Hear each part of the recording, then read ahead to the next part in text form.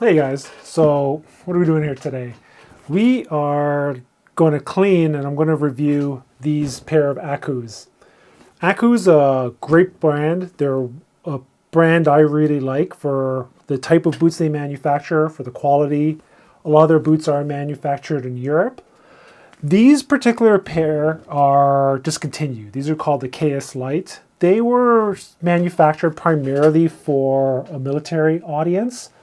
But they're eventually discontinued, and I got them on sale for like $100. But I'm going to clean them and go through some of the features today anyways, because they will give you a good introduction to how Aku does boots. And I'll give you some pointers on why I think they were discontinued, because the lacing system leaves a lot to be desired. But yeah, I'll just jump into things now. So as you can see, these guys are dirty, covered in sand from the beach and just from general wear. I probably let them go a little too long without polishing and cleaning. But let me get all the sand and crud off. I'm going to take the laces out. We're going to give it a wash with some saddle soap. And then we're going to polish it as well. So let's sand off this guy. That's all the sand off this guy. All you need is like a big brush, kind of like this. You can see here, it's just a general large fat brush, and that'll help get the sand off all the boots. I'll give you actually a quick close-up of these guys so you can get an idea of what they look like. I'll show you some web shots after too with some of their features. They're pretty good. They've got a thicker leather, brown of course. Aku does things a little differently with how they manage their GTX boots, of where they use this upper nylon textile. I think they call it Air 8000, which is very breathable. And it really takes advantage of the GoreTex lining. A lot of other boots where they have a GoreTex lining, they'll use full leather. But it makes a very redundant water resistant layer of where doesn't let the GTX layer breathe as well. And the leather typically is so well oiled, it's waterproof anyway, so it makes it redundant. So this gives a lot of breathability to any GTX pair of boots. I'll look at some examples later. There you are. And it's got a Vibram sole. Anyways, let's pop these laces out so we can get these guys cleaned.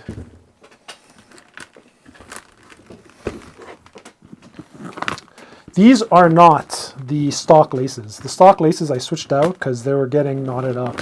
They had these flat nylon laces where, because of the lace system with all these rings all the way to the top, they were getting twisted and knotted. It was getting annoying, and it also come loose.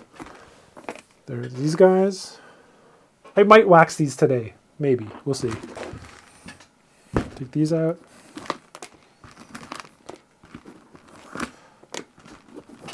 These are your standard rather stiff boots meant for carrying weight. A lot of ankle protection. They're not too stiff. They're not like a mountain hunting boot or a mountain boot by any means. So they find that nice balance.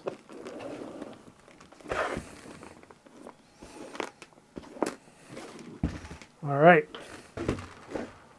I've got my saddle soap. Let me grab my lid. I just flew off the screen. Ugh. And I'm going to put some water in it.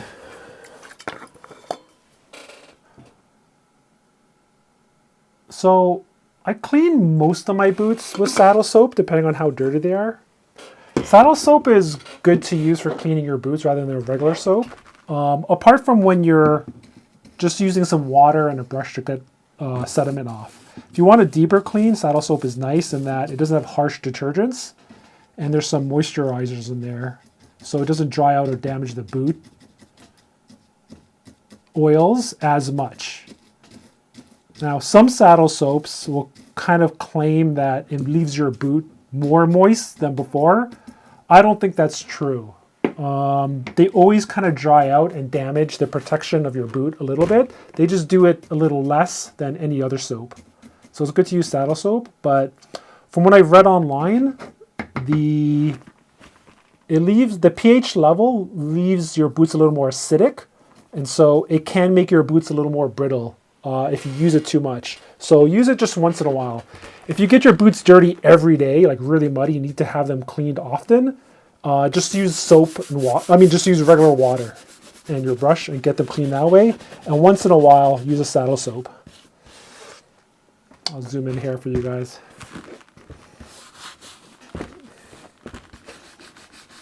You see, get it sudsy, get that deeper clean to get all that crud off. You don't need a lot, just a little bit of water, a little bit of suds. There we go. So I'll get any of the dirt left in the crevices out before we polish and wax, before you polish this guy.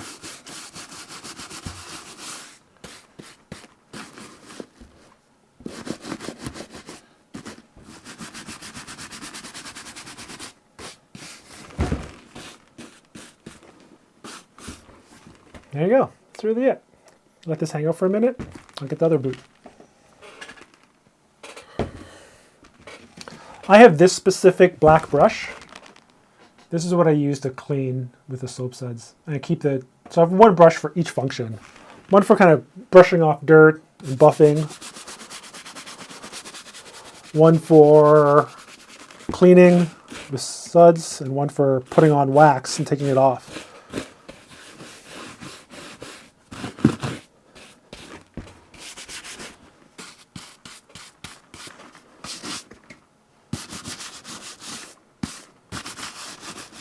There you go. They're not hugely dirty, so it doesn't take long. Just want to get most of the surfaces covered to wipe off the dust and dirt. Awesome. There you go. I'm done with this. And I just have this big black cloth, which is used for cleaning these guys off. Again, you probably want separate cloths for each thing, because you don't want to mix this moist cloth with then putting on polish or anything like that.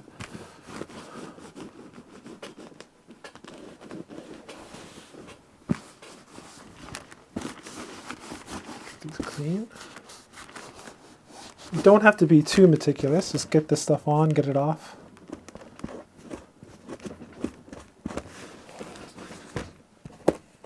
Nice.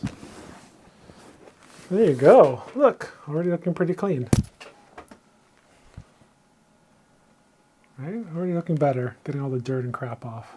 You can see here there's some sand stuck in the crevices. This is why it's nice sometimes just to get the laces out. You can get all the sand and crud out. There you go.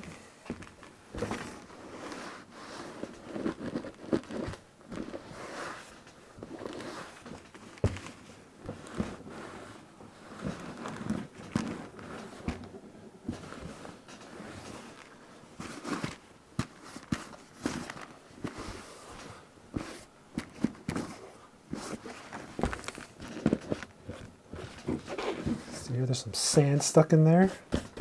Let's get that out. Awesome. Sweet. Already looking pretty clean.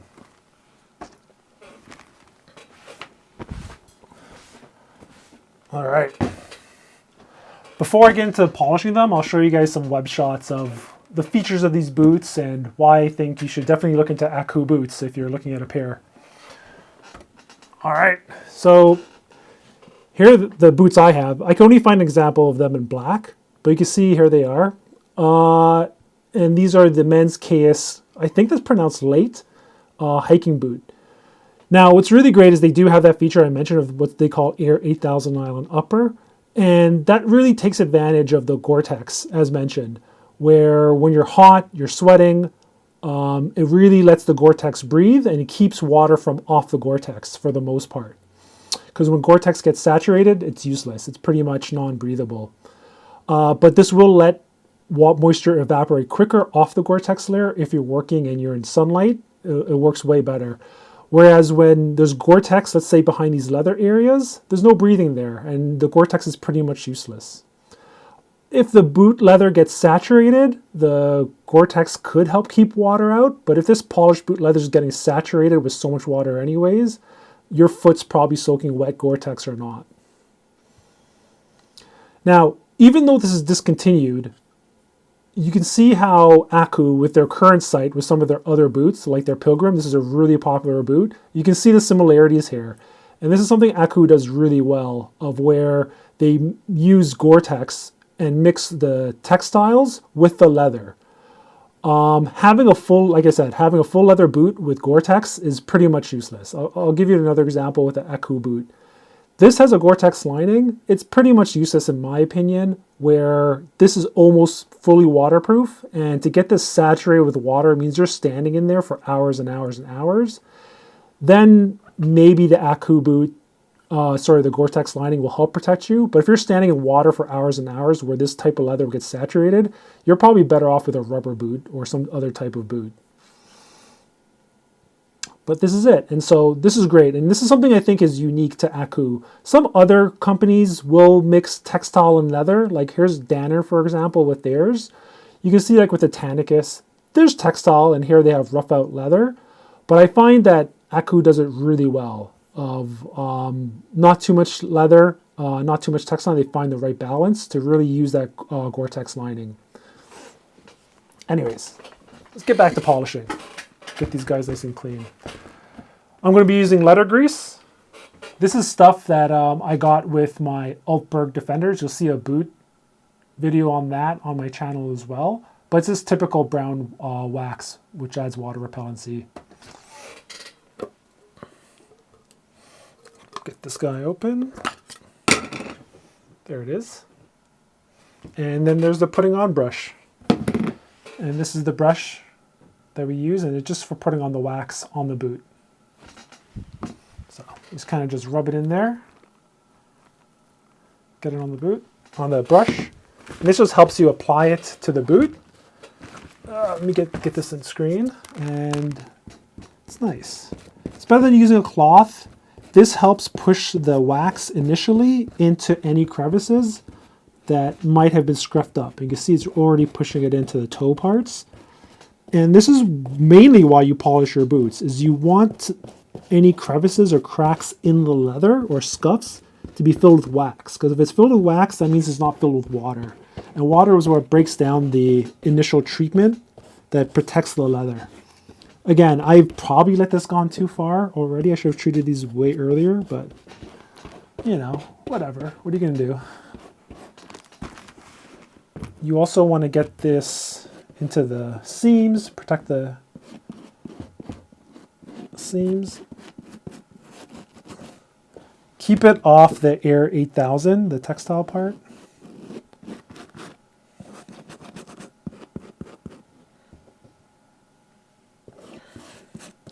And rub it into these scruffs. And you could just do a rough application on the polished leather parts. Again, it's still got the natural treatment there, so you don't need to worry too much about getting all the wax into the clean, really well-maintained polished parts. Oh, you can see a bit of wear and tear there. I might use a lighter and just kind of burn that off, actually. Or I might just leave it. Burning it might make it worse. I think I'll just put wax there. So this is nice. This is a good example. Let me just show closer. This is a good example, if you can see here, of why double stitching is really good. Because if this stitch, which you can see right here, is kind of failing, you still have that second stitch, so the boot doesn't have a catastrophic failure.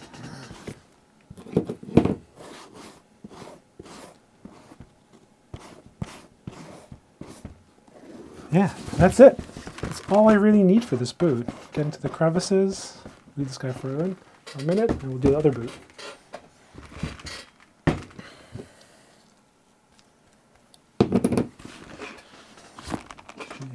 Let's show you this.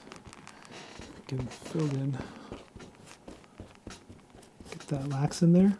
We'll use a more coarse, or less coarse brush, a more fine brush to brush it in, kind of buff it in, and then we'll finish off with a bit of a polish to give it a bit of a shine. And polish isn't just for shine. Polish is a really fine wax where it fills in more of the crevices as well. So it offers a protection, especially for these little crevice lines here where your boot tends to flex. This wax won't get in as well as a polish, so it's good to polish that area.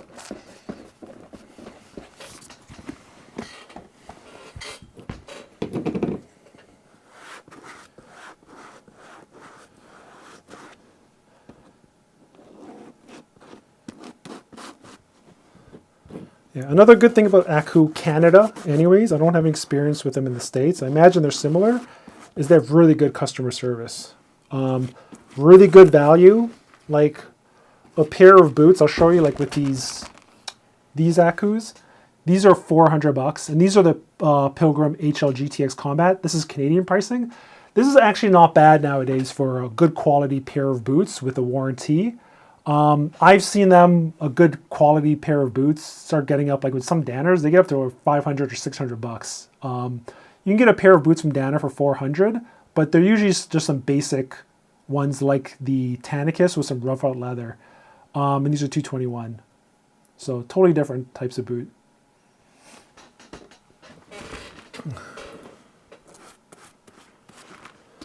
Try to always get them on sale. I rarely buy a boot retail price.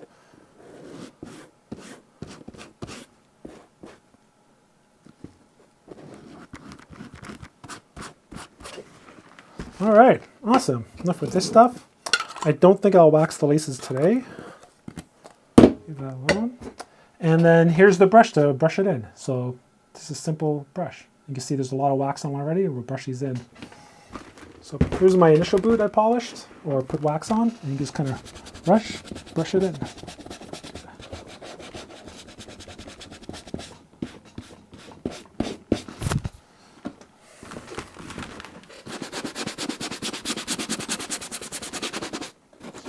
And this will help integrate the wax into the leathers, the crevices, into the stitching to help waterproof it and protect it. And any other scruffs you might have.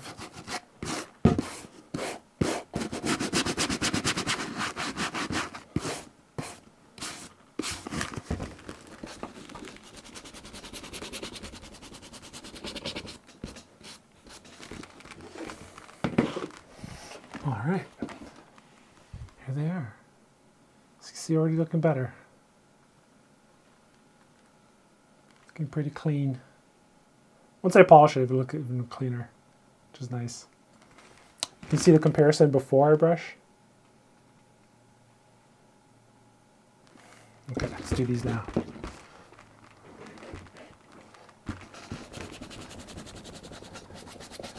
It already gives it a bit of a sheen.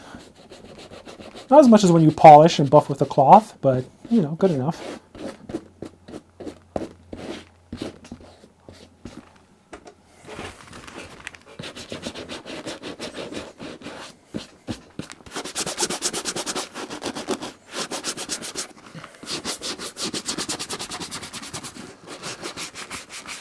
So the good things about this boot is they're well built, sourced all the material in Europe.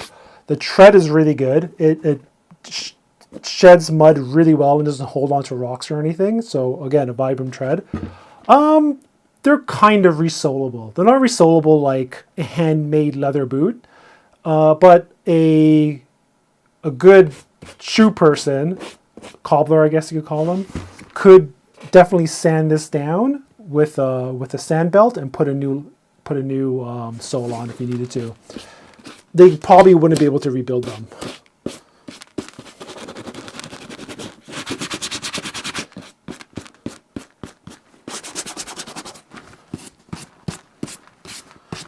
Nice. All right. Look at that. Looking better. Looking good. Nice. I'll zoom in for you guys. Already looking better. Nice and clean. This is just wet, so it'll dry up. Cool. All right, let's put some polish on. So here's it. Letter Gris High Shine Gloss. There you go. And with this stuff, you could rub it on. Shit. You can rub it on, but it's good to add a little bit of water too. That helps with the polish. So let's rub it here. Spilling water everywhere. What you use, I just use my hand. And you can actually see how fine this stuff is. It's very fine polish. It's not chunky and hard waxy like the other typical grease we just used. Keep on applying in layers. And again, I'm just going to do the toe area. I'm not going to do the rest of the boot. And get into these crevices here. Let's get you guys a good angle here.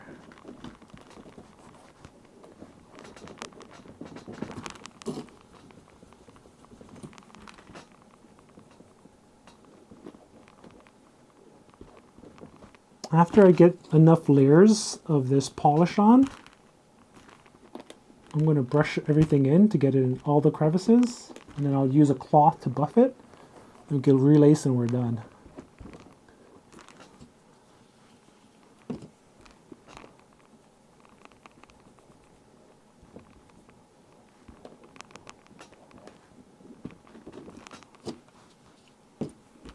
Nice. That's all you need. We'll give this a minute.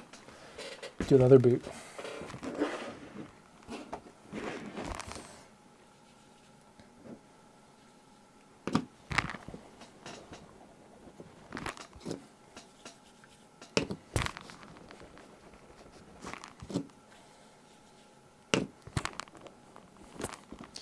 If you ever do this with your own boot, it's great to see up close when you add polish like this.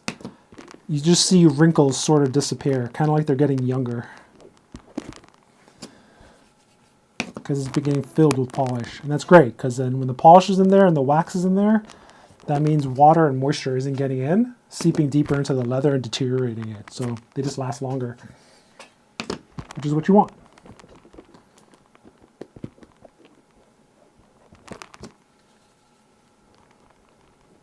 Awesome. Okay, we're done with this.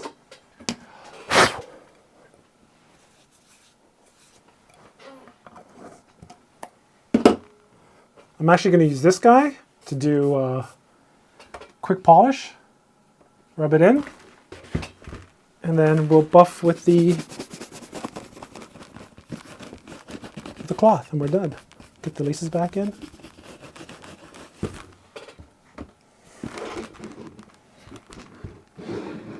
This is a good angle.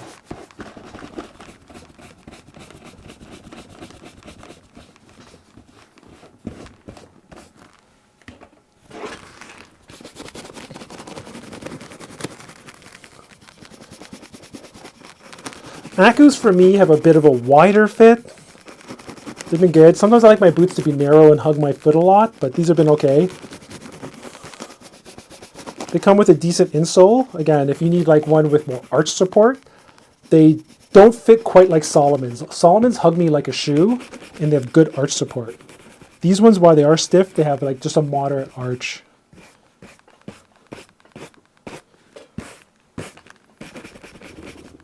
And you can see here, even with just the brush, this one's just a little more polished. I haven't buffed it yet, but you can see how the polish just sort of sets in there and gets a little more of a sheen.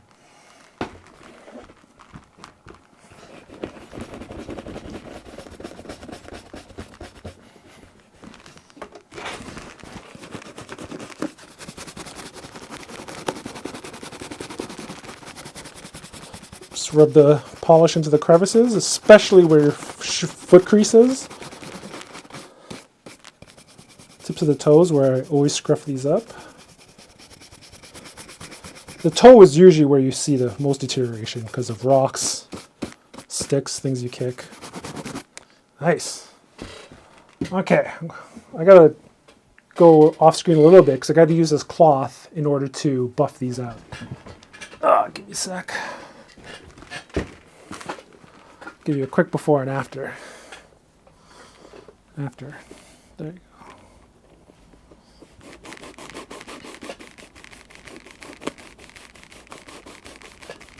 So I'm just rubbing the cloth back and forth. Just give it a nice sheen. Can you see the difference after that? Let me zoom in here. All right, so the one I just buffed is on the right. The one on the left is pre-buff.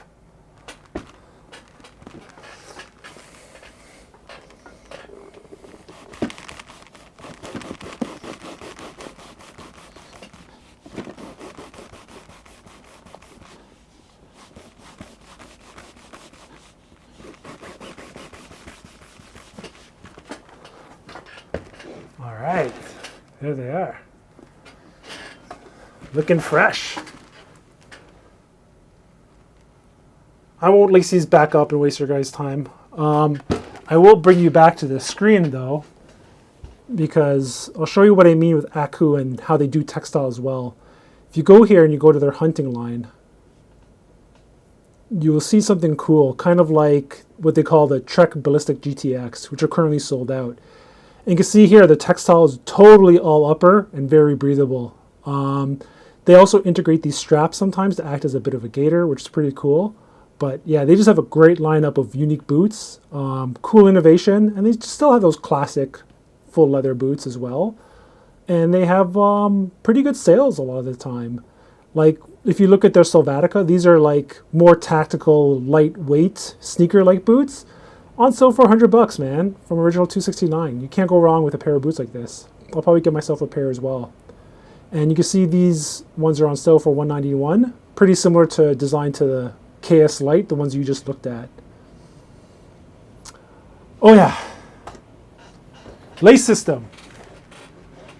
I was complaining about this. So one bad thing about the lace system you'll see is it has these loop all the way up.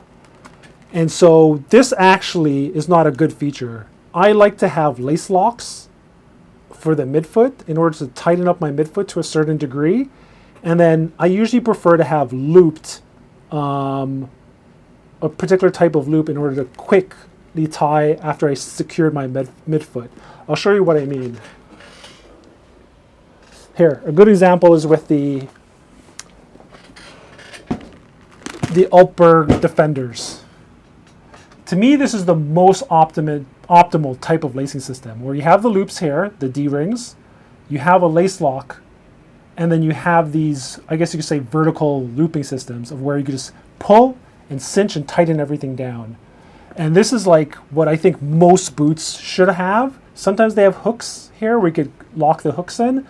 Some military boots can't have this because they need to be, they can't have anything that will lock up on a parachute cord. They need to be jumpable, for example. These guys, what happens is you can't lock the midfoot. It's hard to pull the top tight because of the way these D-rings are. They're just really tight and sharp around the edges, and it causes the lace to twist. And then as soon as you get it tightened up, it wants to come undone because it doesn't have the midfoot lock system. So that's one annoying thing of where it does take time to don and doff these. Otherwise, they're a great pair of boots. All right, guys, that's it. That's the Akus. Definitely check out the brand. If you get the opportunity to get a pair on sale, go for it. Take it easy.